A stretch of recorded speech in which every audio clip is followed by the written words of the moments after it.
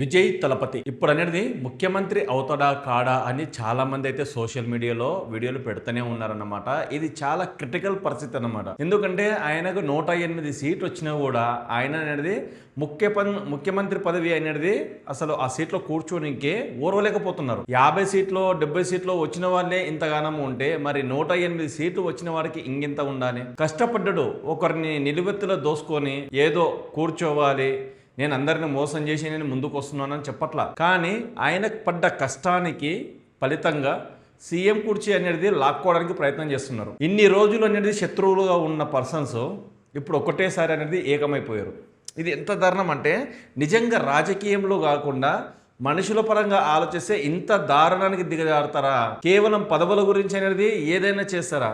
అంటే ఒక శత్రువుని కూడా మిత్రునిగా చేసుకుంటారా అని అనిపించింది. ఆయన చెప్పేది ఒకటే, మీరు ఏమనుకున్నా నేను అనేది 108 సీట్ల దగ్గర అనేది నేను భారీ విజయం సాధించిన. మీరు ఎన్ని రకాలుగా ప్రయత్నం చేసినా నేను మాత్రం ఆగను, ఆగే ప్రసక్తే లేదు. ఇప్పుడు అనేది గవర్నర్ గారు అనేది కూడా ఒకటే చెప్తున్నారు, ఇంకా నువ్వు అనేది సీట్లు నిరూపించుకోలేవు, ఆ సీట్లను నిరూపించుకున్న తర్వాత నీకనేది ఆమోదం ఇస్తాను ప్రమాణ స్వీకారానికి, లేకపోతే ఆమోదం ఇయ్యనని గవర్నర్ గారు కూడా చెప్పడం జరిగిందనమాట.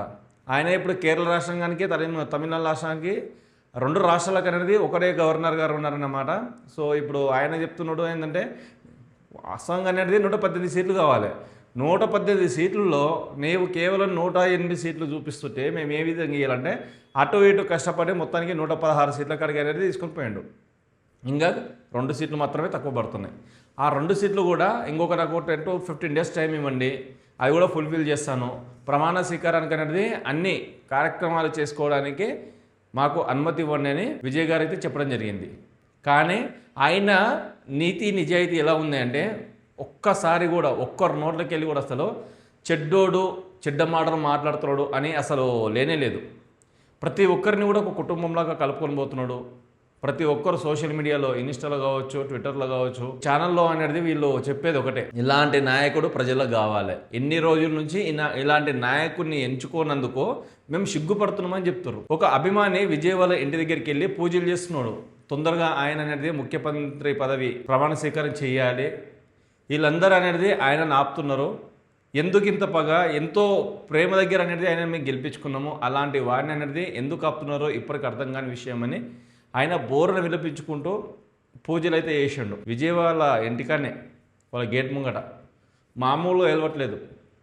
ఆయన చెప్పే మాటలు ప్రతి ఒక్కరికి అనేది చాలా బాధ కలిగించినాయి అన్నమాట. సో ఇలా ఈ విధంగా అనేది విజయ్ గారు టార్గెట్ ఏంటంటే ఆయన ఎన్ని రోజుల నుంచి ఎవ్వరు గెలవని విధంగా గెలిచిండు. అప్పట్లో ఎన్టీ రామారావు గారు కావచ్చు, లేకపోతే ఏమంటారు ఎంజీఆర్ గారు కావచ్చు, జయలలిత గారు కావచ్చు, ఇలా గెలిచారు కదా. ఆ రేంజ్లో అనేది ఈయనకు ఓట్లు వచ్చినాయి, సీట్లు వచ్చినాయి. కానీ ఇది తట్టుకోలేకపోతున్నారు. ఏంద్రా నిన్నగాక మొన్న పార్టీ పెట్టి మమ్మల్ని తలదొక్కేసిండే, అసలు ఏం జరుగుతుంది ఇక్కడ అని ప్రతి ఒక్కరు షాకు, నిజంగా ప్రతి ఒక్కరు షాకు. ఇది నిజంగా నమ్మాలి అంటే ఒకే ఒక పని చేయాలి, ఆయనను ముఖ్యమంత్రి చేయాలి. కాకపోతే ముందుంది ముసళ్ళ పని కానీ చాలామంది కూడా అనేది తమ్నేసి పెడుతున్నారు, కామెంట్లు చేస్తున్నారు. వాస్తవంగా అది నిజమే. ఎందుకంటే ఈయన జస్ట్ ముఖ్యమంత్రి అవుతున్నాడు, ఈయన ఇచ్చిన పథకాలను అనేది తీర్చాలి అంటే మామూలు విషయం కాదు. 1,00,000 కోట్లు అయింది ఇప్పటికే, లెక్కలు చేస్తే 1,00,000 కోట్లు అయిందంట. ఆ 1,00,000 కోట్లు అనేది తమిళనాడు ప్రజల మీద భారం పడ్డట్లే, కానీ వాళ్ళు మార్పును కోరుకున్నారు. వీళ్ళని ఎట్లా వేసి దింపేసేయాలి, మాకు కొత్త నాయకుడు కావాలి, కొత్త ముఖ్యమంత్రి కావాలి, కొత్త పరిపాలన కావాలి అనే ఒక ఉద్దేశం దగ్గర కొత్త నాయకుడిని అయితే వీళ్ళు ఎంచుకున్నారు. వీళ్ళు ఇచ్చిన పథకాలు మామూలుగా లేవు. పెళ్లి అయితే 8 గ్రాముల బంగారము, 1,00,000 రూపాయలు, ఫ్రీ బస్సు, మహిళలకు అనేది 2,500 రూపాయలు, ఇట్లా చాలా పథకాలు అనేది వీళ్ళు పెట్టారు. ఆ పథకాలు అనేది జనాలు ఆకర్షించిరా లేకపోతే గెలిపించుకోవాలనుకున్నారా, ఈ పథకాలు అనేది ఈయన గెలిస్తే ఇస్తారనుకున్నారా తెలియదు. కానీ ఇది చాలా రిస్క్తో కూడుకున్న పథకాలే, డబ్బుతో కూడుకున్నాయి. రిస్క్ దగ్గర కాదు, డబ్బుతో కూడుకున్నాయి. ఒకవేళ అప్పు తెచ్చినా కూడా ఎవరికి నష్టము అంటే తమిళనాడు ప్రజలకే నష్టము. ఇప్పుడు అప్పు తెస్తారు కదా, అప్పు తెచ్చిన తర్వాత ఎవరి మీద భారం వేస్తారు? ప్రతి దాని మీద అనేది రేట్లు పెంచుతారు. ప్రతి దానికి అనేది రేట్లు పెంచిన తర్వాత అప్పుడు ప్రజల మీదనే కదా బాధ, రేట్లు పెరిగింది కూడా. జేబులోకి వెళ్ళి ఇట్లా వచ్చిందంటే మళ్ళీ ఇట్లా వెళ్ళిపోతుంటుంది, అంతకుమించి మాత్రం వేరే ఏం లేదు. కానీ విజయ్ గారిది అనేది ఈరోజు అని అంటారు, పోస్ట్పోన్ చేస్తూ పోతారు. మరి ఈరోజు అవుతుందా ప్రమాణ స్వీకారం, రేపు అవుతుందా, ఎల్లుండి అవుతుందా ఇంకా తెలియదు. ఇంకొక ఇద్దరు ఎమ్మెల్యేల గురించి అనేది నాకు 10 నుంచి 15 రోజులు టైం ఇవ్వండి, నేనేందో ఇక్కడ కాదు అసెంబ్లీలో నిరూపించుకుంటాను, ఇక్కడ ఎన్ని చెప్పినా కూడా వేస్ట్, అసెంబ్లీలో నా బలం అంటే ఏదో చూపిస్తాను అని విజయ్ గారు అయితే చెప్పడం జరిగింది అనమాట. ఇది చాలా గుడ్ న్యూస్. మొదటిసారి అనేది ఆయనకనేది ఒక బాధ్యతను అయితే ప్రజలైతే అప్పచెప్పారనమాట. ఇంకా కొత్త మార్పు కావాలి, తమిళనాడు అనేది చాలా మార్పులు కావాలి కాబట్టి నిన్ను ఎన్నుకున్నాము, మరి నువ్వేం చేస్తావో చూడు అని ఆయనకైతే ఒక బాధ్యత అయితే అప్పచెప్పారు. మరి ఆ బాధ్యతలో నెగ్గుతారా ఓడిపోతారా చూడాలి. ఎందుకంటే లాస్ట్ టైం అనేది జగన్ గారు కూడా ఇదే విధంగా చాలా పథకాలు ఇచ్చిండు, ఆటో వాళ్ళకు కూడా ఇచ్చిండు, అమ్మ ఒడి అని ఇచ్చిండు, తోపుడు బండి వాళ్ళకి ఇచ్చిండు, చాలామందికి అనేది రకరకాలుగా అనేది డబ్బులు అయితే పంచిపెట్టారు. తీరా చూస్తే మరి ఏమైందో ఏమో తెలియదు, కానీ ఆంధ్ర ప్రజలు అనేది జగన్ గారిని వద్దనుకున్నారు. మరి అది ఎక్కడ తప్పు జరిగింది ఏందో తెలియదు.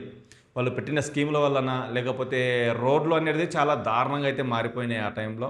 రోడ్ల వలన ఇంకా అప్పుడు చాలామంది నిరుపేదలకు కూడా ఇండ్లు కూడా ఇచ్చినమాట. మరి ఎక్కడ తప్పు జరిగి అయినా ఓడిపోయిందో తెలియదు, కానీ మళ్ళీ చంద్రబాబు నాయుడు గారు అయితే గెలవడం జరిగిందనమాట.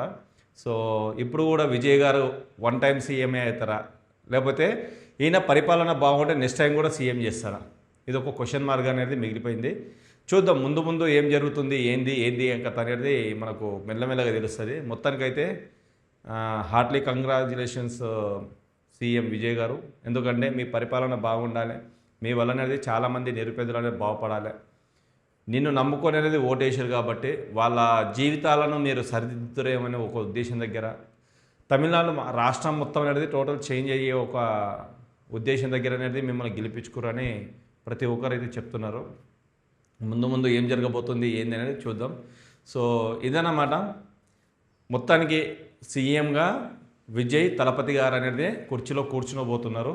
మరి ప్రమాణ స్వీకారం అనేది ఈరోజు జరుగుతుందా, లేకపోతే ఈరోజు కూడా ఇంకా పర్టికులర్గా 118 మంది ఎమ్మెల్యేలు కావాలి అనే ఒక ఉద్దేశం దగ్గర హోల్డ్ చేస్తారో తెలియదు.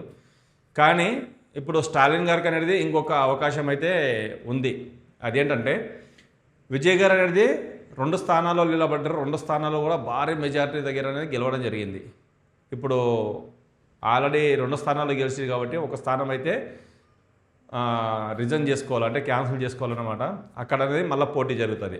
ఆ పోటీలో మళ్ళీ స్టాలిన్ గారు గెలిస్తే కథ మొత్తం వేరేలాగా ఉంటుంది, మొత్తం ఇంకా చేంజ్ అయిపోతుంది. ఎందుకంటే ఇప్పుడు ఎమ్మెల్యేగా లేనప్పుడే, ఇప్పుడు ఎమ్మెల్యేగా ఓడిపోయారు స్టాలిన్ గారు, ఎమ్మెల్యేగా ఓడిపోయినప్పుడే నీ చుక్కలు చూపిస్తున్నాడు. గెలిస్తే ఇంకెట్లుంటుందో సార్ ఆలోచించండి. అది తట్టుకోలేని విషయం అన్నమాట. ఒక కుర్రాడు అంటే ఒక నవ యువకుడు అని చెప్పుకోవచ్చు. 50 సంవత్సరాలు అంటే పెద్ద ఏం కాదు, వాళ్ళ ఏజ్ కొద్దీ ఈయన ఏజ్ ఏం పెద్ద కాదు కాబట్టి ఆ విధంగా అంటున్నారు. మరి విజయ్ గారిది పరిపాలన ఏ విధంగా ఉండబోతుంది, తమిళనాడులో చాలా మార్పులు రాబోతాయా, ఇక నుంచి అనేది తమిళనాడులో ఏదైతే అనుకుంటున్నారో అది జరగబోతుందా మనకనేది ముందు మనకు తెలుసు అన్నమాట. సో ఇదన్నమాట ఈ వీడియో. మీకు ఎలా అనిపించిందో కామెంట్ రూపంలో కామెంట్ చేయండి. ఇంకొక మంచి వీడియో మనకు వస్తున్నాం. అప్పుడుకుంటాను. జై హింద్.